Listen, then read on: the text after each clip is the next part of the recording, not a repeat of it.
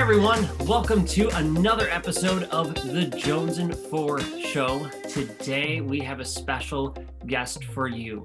But before I introduce him to all of you, I have a question for you.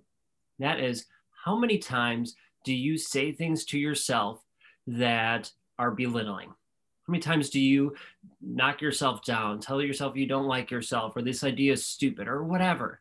We bring ourselves down. Well, today's guest, he's an expert at helping you hush that inner bully inside and help you really take life by the horns and let you live the life you want, as we call it, living your life to the max. So let me introduce my friend, our awesome guest today, Shawn Douglas. Thank you so much for being here, bud. What's up? What's up? What's up? Thanks for having me. Dude, I'm so excited to have you here. We've been connected here throughout 2020, getting to know each other more and more. And I've loved seeing the impact you have had in so many people's lives, mine included. It's brought joy to my life and helped me question things and grow and learn, because I wasn't thinking about things a certain way till you asked a question, right? And then all of a sudden I started thinking differently, like, oh, I didn't look at it from that perspective. And that's how we all learn and grow, right? By learning, by being curious, by questioning things. And I appreciate you doing that for me and for so many people. Absolutely. I love questions. I think questions are extremely valuable. I think that they are the key to progress. They're the key to moving us closer to our dreams. And so 2020 has been a year of questions for me. Was that your word for 2020, or did it develop into your word for 2020? Question or questioning? It really wasn't. I kind of poked fun at the whole picking a word thing the beginning of last year. And I don't know if you are friends or you know Dave Gambrill. He's a good friend of mine. And he does a lot of digital marketing and is kind of a digital marketing guru expert. And he kind of was talking about picking your word, and we were talking about it in his group, and everybody was talking about their word, and I was kind of poking fun at it. And I said, my word for 2020 is going to be Dave Gambrill. So that was my word for 2020, that I was going to choose to be more like Dave. And I poked fun at it and messed around with it. But I do have a word for 2021, and my word for 2021 is curiosity. Oh, I love that word. That's the one that's been floating around my mind right in there. Being curious it's huge. And absolutely. I'm with you. Like, I used to poke fun at the whole idea of a word for a year, or focus for the year. I mean, I've done goal setting, and that rocks. And I teach goal setting and how to make those plans and how to make it happen and all that good stuff. But the word thing, I've done it before, and I've had some success with it, as in I've seen some results, mental and health benefits from it, but nothing huge. And so when I saw you ask that question just a couple of days ago before we're recording this, what's your word for the year? And now we're recording this right before the new year. As you know, you're listening to this in 2021. So know that it's never too late to pick a word. You can always pick a word no matter what, right? No matter what time of year it is, you can pick a word. And so that word guides you, right? The hope of that is that it's a focus point. It's this overarching goal or message or thing, like being curious, right? Curiosity is one. Being present could be another one. Intentional. Those are all just options. So find a word that works for you. And so my question is, what led you to really buying into this now and having curiosity be your word, when just last year you were poking fun at it? I don't know if I'm bought in yet, but and partially, Spencer, I think it's personality, because I have a short attention span. So a word like, all right, I'm focusing on it for the first week or the first 2 weeks, and then it's like I totally forget about it. So it is interesting that I did pick a word last year that I remember still. It's December, and I still remember what my word was, because in years past with that exercise, it would be like, yeah, I'm going to pick my word, and I'm going to, we're going to focus on this word for the year. And, come December and people are asking, well, what was your word for the year? I'm like, I have no freaking, like, I don't know what my word was. That's like 360 days ago, dude. Like, seriously? And so Dave Gambrill was a good word for me, I guess, because it kind of hung there. Maybe I am buying in. I think for me, it's all about growth. It's all about progression, and every year trying to be better. And so trying to be a little more intentional, a little more focused. And I know in my personal life, curiosity has just been kind of ringing over and over and over for the last several weeks and the last couple months even, and has really become a core value of mine, that I believe curiosity is the key to growth, and growth is the key to happiness. So curiosity for me is super important. And I believe that if people really want to live passionately and they want to live to the max, then they really have to embrace that idea of being curious. It's stepping out into the unknown, right? You're curious, you're not sure what the answer is, you're searching for it. So that's the unknown world, and that gets people outside of their comfort zone, which is where that growth happens. So you have to be willing to take that step, to be curious, and then to take that step and to research and learn or ask the questions, whatever it is, so that you step outside your comfort zone and you can learn and grow because of it. Yeah. So And then go with on, man. that curiosity, there's always that fear of risk, and one of my mentors says that risk is a myth. There is no such thing as risk. It's only what you perceive to be a risk. You take the step and the outcome is the outcome, and either you learn from it or you get the result that you wanted. And those are the only two options. That's a different way of looking at it. And I've never heard that before, but I could definitely I see that being true, right? You do this or that, and you're going to learn or grow from it if you choose to, or have the results you want, which you can still learn and grow from. So it's always this opportunity to improve and get better. Right. So let me ask you this question, and you can inform me and the audience a little more about you and your background and how you got into this whole hushing or bully aspect, but this whole curiosity mindset and being aware of this growth and constantly wanting to improve. Where did you come from and how did you get here? Where did I come from? Came from my mama, just like most of us. Well, that's good. Right? No test tube babies yet. No, no, seriously, I've always been an entrepreneur. My wife and I have been married for 20 years. We've been involved in multiple businesses, online, offline. And so we've always been curious. We've always been pushing the envelope. People often call us crazy. And that's just kind of our journey. We look at things differently than most people look at them. And I have the gift of an amazing wife who doesn't see things as a risk, but sees things as opportunity. And she always looks at me, and when I'm worried about something, because I'm the provider, and I feel like as the husband, as the father, I always have to provide. And so I carry a lot of anxiety and worry around that, and that I have to control situations. And anytime I have an idea or anytime we're looking at something, she always looks at me and she goes, "What's the worst that can happen?" And typically the worst that can happen in situations that we're looking at is we end up losing some money because we screwed something up, or we tried something and it didn't work. And so she's always kept me grounded in that, what's the worst that can happen? And we kind of have an ongoing joke of if nobody dies and nobody gets pregnant, then everything's okay.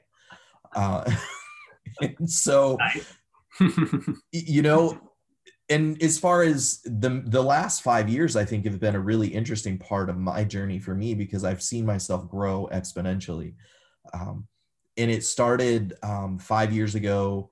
Brian Johnson, I don't know if you're aware of his work, but he introduced me to the concept of micro habits. And it's basically that idea that you're going to commit to do something every day, no matter how small it is. And so 5 years ago, I made a commitment that I was going to work out every day for a year.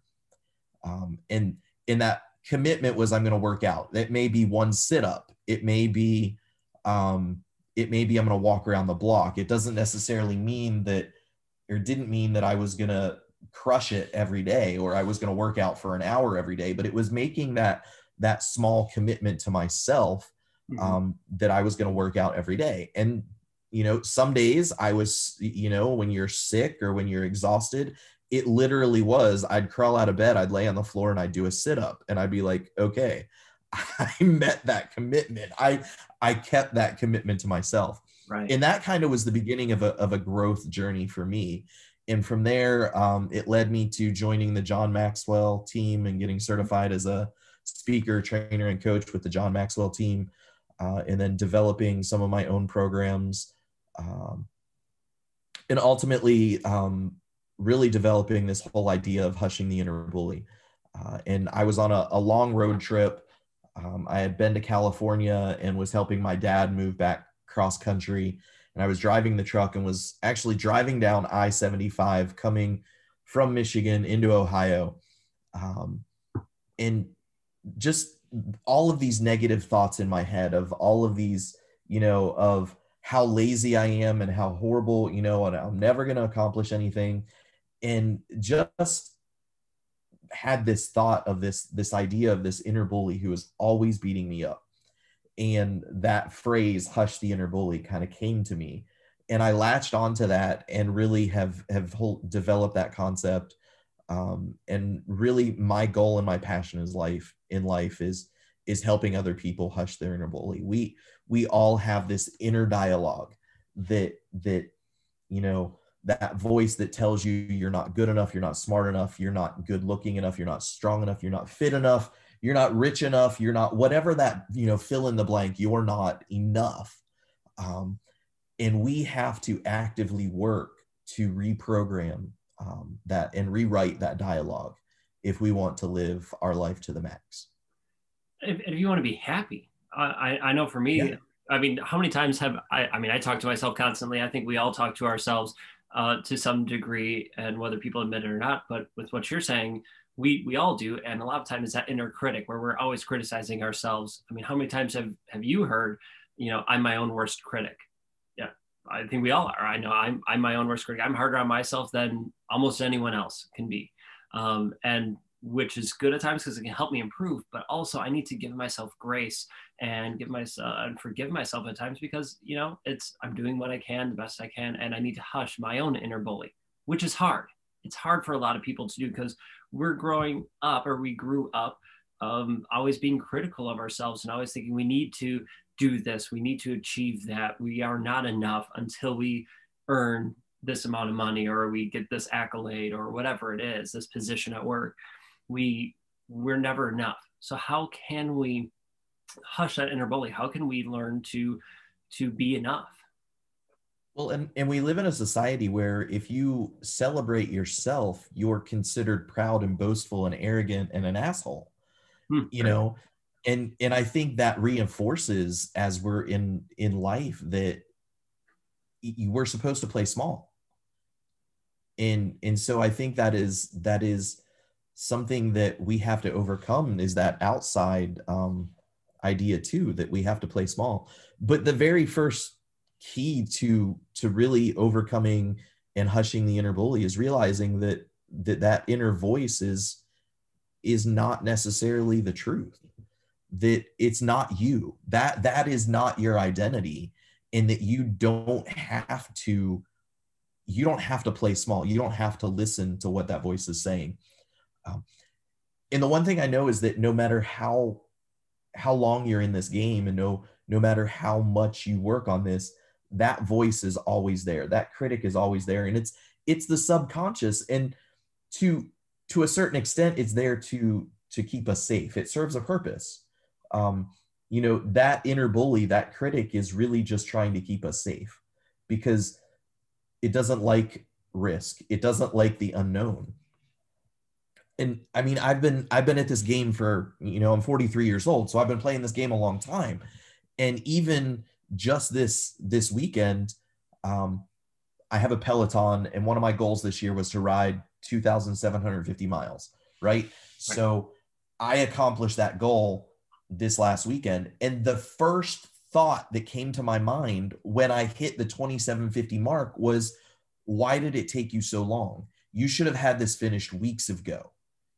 You slacked off. You were inconsistent over the summer. You missed all these days, blah, blah, blah, and all of this negative, this critical crap. And I had to literally stop and say no, and I had to celebrate that win. So the first step to hushing the inner bully is being able to recognize it when it happens. How often and how many people listen to that negative voice all day, every day, and they don't even know that it's there, and they don't even know that they can change it. I think that's one of the downfalls for a lot of people where they struggle is they're feeling depressed, they're feeling overwhelmed, or they're feeling bullied, but they don't realize it's coming from themselves. They think it's the world pushing on themselves, and they can change it, but they don't realize that that there is a life, an option to not have that in your life, to not be bullied by that inner self.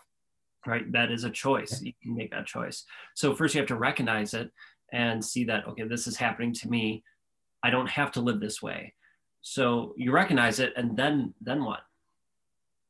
Then I think you need to change what's around you on the outside. I think you need to bring people around you who are going to build you up and who are going to be positive and who are going to encourage you on a daily basis. So Eric Hoffer says, we think well of ourselves only in rare moments. We need other people, and I'm paraphrasing, but we need other people around us to convince us that we're not as bad as we think we are.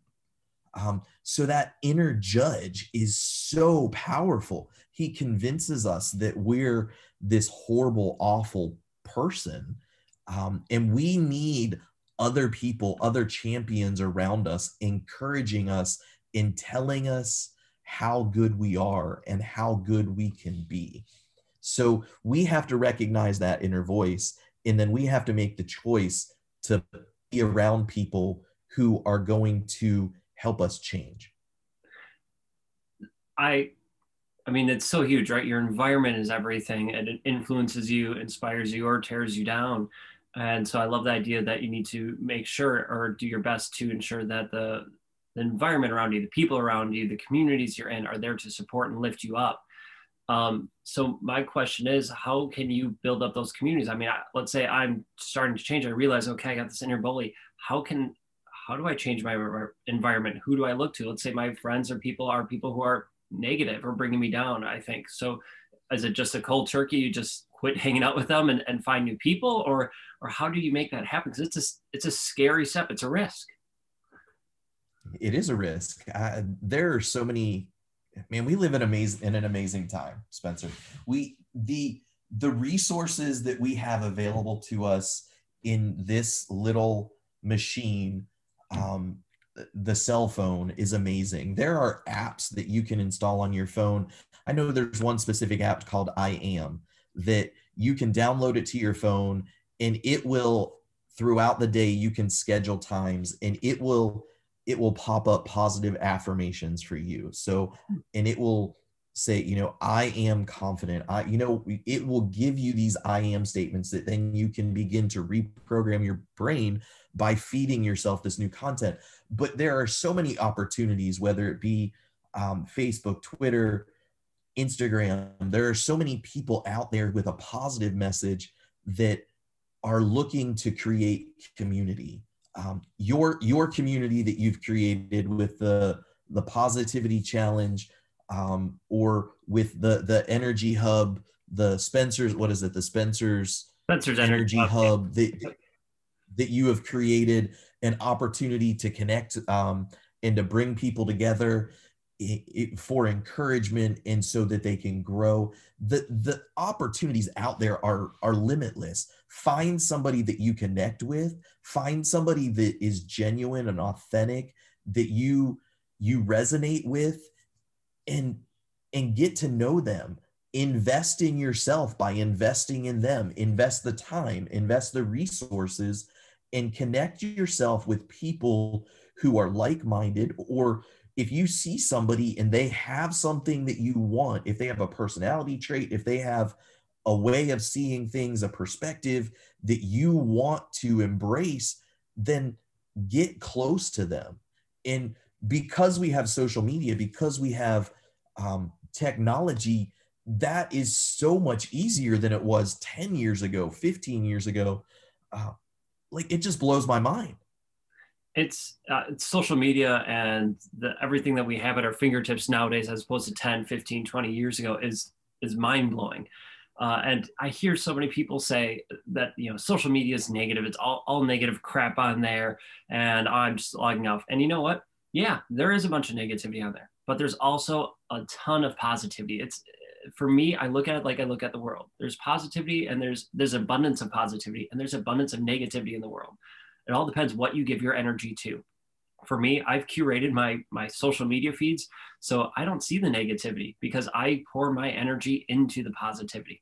Things fall through occasionally, negative things, sure, but I don't hold on to it. I don't give my energy to it. I keep my focus on the positive, and then it just grows and to be more and more abundant. Hence why I found you and discovered you and everything you're doing, and of all of our friends that we have, because now I'm making sure I'm encircled by people who are supporting, loving, caring, and making sure that I'm the best I can be, and surrounding myself with people of the character traits I would love to have, or the mindset and those different aspects of life that will make me better and improve. And it's all at our fingertips. And you just have to take that leap of faith and go, all right, I'm going to invest. And it could be your time, it could be your energy, it could be money, whatever it is, but you're just investing and taking that step. And as soon as you get that taste of it, oh man, it fills you up, and then you just want to keep giving more and more.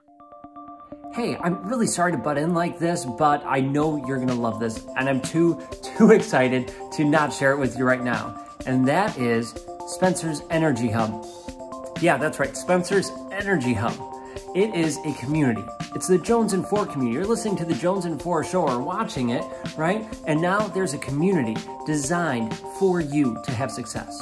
We want you to live your life to the max, and we can help you. We can help you do that through the tips, techniques, and strategies we share in this show, but also within this Energy Hub. So what is it?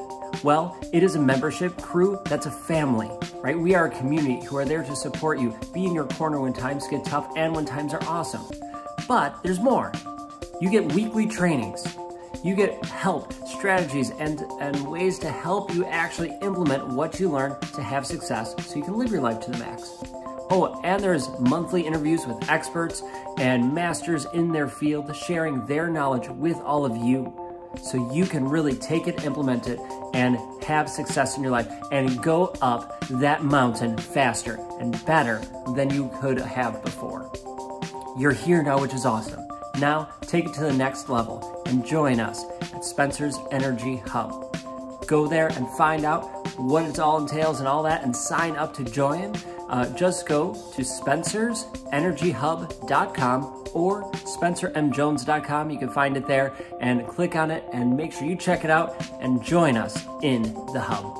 Can't wait to see you inside. So, all right, we've discovered we have this inner bully inside ourselves. We recognize it. We took the step to change it, and surrounding ourselves with people. How can we make sure that we keep it and keep growing? And I mean, you said you've been living with that inner bully for your entire life. We all have been.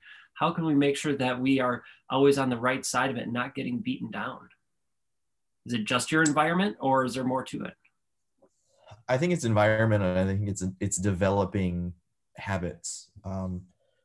There's a book out there called The 4 Agreements. And the first agreement is be impeccable with your word.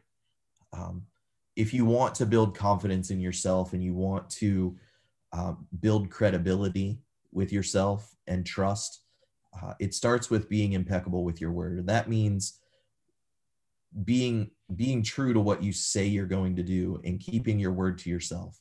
So back to the whole concept of micro habits with Brian Johnson, that was the whole purpose of the micro habits, is developing the habit of following through on your word. And then you begin to build trust in yourself, and confidence comes from being able to trust yourself. We don't have confidence in ourselves because we know we're not trustworthy. We see who we are on the inside. We know that, yeah, we committed last January that we were going to get up and we were going to go to the gym 3 times a week. And we know that we made that commitment. And then 3 weeks later, we were like, F that, this isn't fun. So we know that we quit. Right. And so we have to be consistent and build that consistency in ourselves so that we can build confidence in ourselves, because confidence comes from knowing that you're a trustworthy person. So it's building up that confidence and trust within ourselves first before we can share that outward. And it all starts in yourself, right? Is that what you're saying? Yeah, absolutely. So how can what are ways that we can learn to trust ourselves? You said micro habits, so making those simple things that you can do daily to build up that trust and confidence in yourself. What are other ways we can build that trust within ourselves? I don't know. I think that is the key point. I think we can throw out all sorts of ideas of what people can do, but if people don't start with a foundation, Mm-hmm. then because a lot of times we want okay, so this is step one, but then what do I do? Then what do I do? Then what do I do? Because then we want to assess if we're willing to make the total investment. So Spencer, let's start with the beginning and let's know that step one, let's create a micro habit. What are you willing to do for the next 30 days? You know, what, as a listener, what are you willing to do for the next 30 days? Are you willing to get up 15 minutes earlier so that you can meditate? And that begin the process of building trust in yourself? Are you willing to make a commitment that you're going to drink 100 ounces of water a day? Are you willing to make a commitment that you're going to do a yoga class 3 times a week? What are you willing to do? What commitment are you willing to make to yourself that you're going to say, I'm going to follow through on for the next 30 days? And let's build successes. And then we see what the next step is. Let's not get overwhelmed with, I need this formula in order to be successful. Let's do what we know we need to do now. Let's take the next step, because the subconscious, our mind wants to get caught up in the how. Let's suspend the need to know how, and let's take the next step. We know what the next step is, so let's take it. And when you take that next step, then the next step will become apparent. Then you'll know what you need to do next. But the reason we don't do anything is because we want to see the big picture. We want to know, it's like, okay, I want to make $1 million. And so I don't know how, I know what step one is. Step one is getting off my ass and doing something. But we don't know what step 2 through 25 is. And so we never take step 1. And that's why we're stuck. Dude, I freaking love it. That was amazing. You need to take a step. You need to take that movement, that leap of faith, and go for step 1. You don't know what step 2 or 3 or 4 is yet, but it will become apparent once you take that leap of faith and you make that step. And that's such a huge thing, because you're right. I was trying to get you to say the whole picture and get the whole thing going for it. And I love the idea that you said, no, you don't need to know the whole big picture, because for me, everyone's different. I'm going to put my own words in for you. Everyone's different. Everyone has their own plan, own strategy. While we can guide you, while I can guide you, while Shawn can guide you, while other people can help guide you on your journey, it's you who have to take the steps. And really, we can only help mold it to what's best for you. But we don't know that. Like, we might have the framework, but those individual steps only become clear once you start taking those steps, to us as a guide, but also you as a person going through this. And you have to take that step. So you said, if you want to get to $2 million, well, you have to get off your butt and start working and do something to start making the money, right? To start investing or growing or whatever that step is that you decide. But you have to take that step first. You can't skip steps. It's like that saying, right? If your goal's at the top of the staircase, but you can't see the top of the staircase, do you not take it at all? Do you not even take that first step? No, you take the first step, and then the next step, and the next step. And then as you keep going, you get closer to that goal. And that's huge. And so many people get hung up on, well, I don't know what the whole thing is. I don't know what the whole system is, what it looks like, what I need to do. And that's what stops them. And you're right. We need to take that first step. Right. We don't know how to do anything. We don't know how to do anything in life before we do it. And the only way we know how is to take the first step and figure it out. You know, the first time that you rode a bike, you didn't know how to do it. You just knew that you wanted to ride the bike. And so you got on the bike, and then you probably used your feet the first couple times to try and get yourself going. And then you learn, oh, if I go faster, it's easier. So then you learn this whole balance, and you learn all the mechanics of it, but you didn't know how to do it until you did it. So this obsession with us needing to know how we're going to get there, needing to know how it's all going to look, is just the ego and the subconscious mind keeping us safe. Again, the subconscious, the ego doesn't like risk, doesn't like the unknown. So if it can convince you that you don't know how to do it, then it's keeping itself safe. Which is good for it, but not necessarily for our growth and improvement of life and enjoyment of life. Right. So let me ask you this question. You're helping us hush the inner bully inside and getting to live our lives to the max by taking that first step, regardless of knowing the whole picture or not, which most of the time we don't. We're taking that first step. So what's the next step for you then with your business and helping people hush their inner bully? What's the next step for you that you see? Well, I don't know when this is going to air, so I don't know if I should phrase this in the past, in the future, Well, I'll tell you. We are getting. Well, this will air in January, so towards the end of January. The exact date hasn't been picked out yet, but it'll be probably the second to last week of January. Okay, awesome. So we are launching, or just launched, the Growth Lab, which is all about being curious about our growth. It's inviting people to come in to a community of support and inviting them to get curious and to experiment and to practice what it is they need to do to take their life to the next level. So we're doing a founders launch the first week in January, and then we're closing the doors, and we're going to get serious for 90 days with our first group of folks. And we're going to practice, we're going to experiment, we're going to look at how it is that we can attack growth in 2021. And then in April, we'll be opening the doors again and inviting people to join us. The Growth Lab is all about, like I said, it's all about being curious. One of our core values is curiosity and being curious. We're all about community. We're all about having fun. So we're going to have a monthly theme. January's theme is Thoughts Are Things. We're going to go through the book, As a Man Thinketh by James Allen. We're going to do a deep dive study of that. I'm going to release some teachings on that book. We're going to have a weekly virtual happy hour where we get together and network and have fun. You've been a part of our Hug and a Mug experience, which is something similar but completely different, all the same. It's really going to be about getting together and living life together virtually, because that's the era that we're in, which seems so strange for me to say. There's going to be I'm going to have office hours where we do Q&As, where we do coaching hot seats, where we do some group work. And it's really just an opportunity for folks to come together that want to make 2021 the best year that they've lived. Dude, I love it. And you and I'll chat with you later about your ideas for the Growth Lab, because it sounds like your Growth Lab and the Spencer's Energy Hub are similar in many ways. I mean, different in the main focus, right? Because you're helping people be curious that much more, and mine's more helping people live their lives to the max through a healthy, holistic approach. Similar, but yet different. But I'd love to brainstorm with you and chat about your strategies and how we could potentially team up.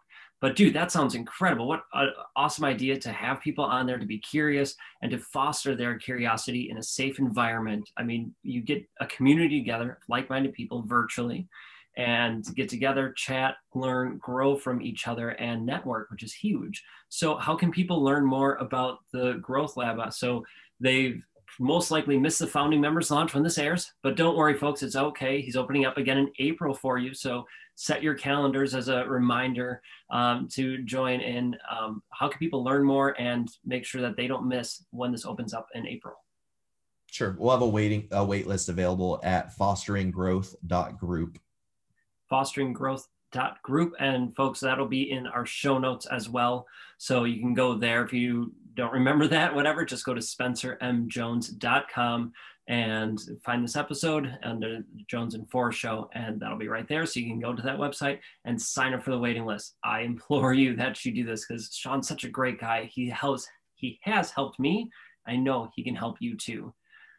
Shawn, how can people learn more about you and follow all of your great adventures and heck, even join the Hug in a Mug? Yeah, same place, fosteringgrowth.group. All of our social links are there. You can connect with me on Facebook. I'm on Instagram, but I don't spend a lot of time there. I don't know. Facebook seems to be more my speed, the way my brain works. So spend a lot of time hanging out with people on Facebook. We do have a weekly coffee hour we call Hug in a Mug. It's a virtual Hug in a Mug.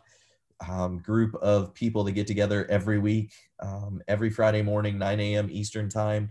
And that link is always on my Facebook profile. So if you send me a friend request, you can always see that there. And I don't hide anything. My whole life is on Facebook. So if you search for me, Shawn Douglas, I'm there. And it's Douglas with 2 S's. But we typically have 10 to 15 people on Hug in a Mug, sometimes as many as 20. And we spend an hour to an hour and a half just solving the world's problems. Lots of shenanigans. Some weeks are very serious. Some weeks are definitely not so.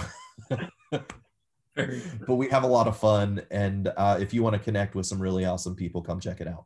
It is an absolute blast. I love being part of it. I know I can't join for the whole time, but I join for a little bit of it. And it's just so much fun every time I'm part of it. So thank you for arranging that. And thank you so much for being here on the Jonesin 4 Show, sharing your expertise about Hush the Inner Bully and how we can take those steps and take that leap of faith to go after step one and not think of risks as risk, but as opportunities. So Shawn, this has been incredible. Thank you so much. Thanks for having me. So folks, if you like this episode, let us know, drop a comment, share this episode out on social media, tag Shawn and myself in it when you get that chance, and let us know what you thought about this. And as always, please like and subscribe. And until next time, folks, have a great day, keep rocking it, and we will catch you all later.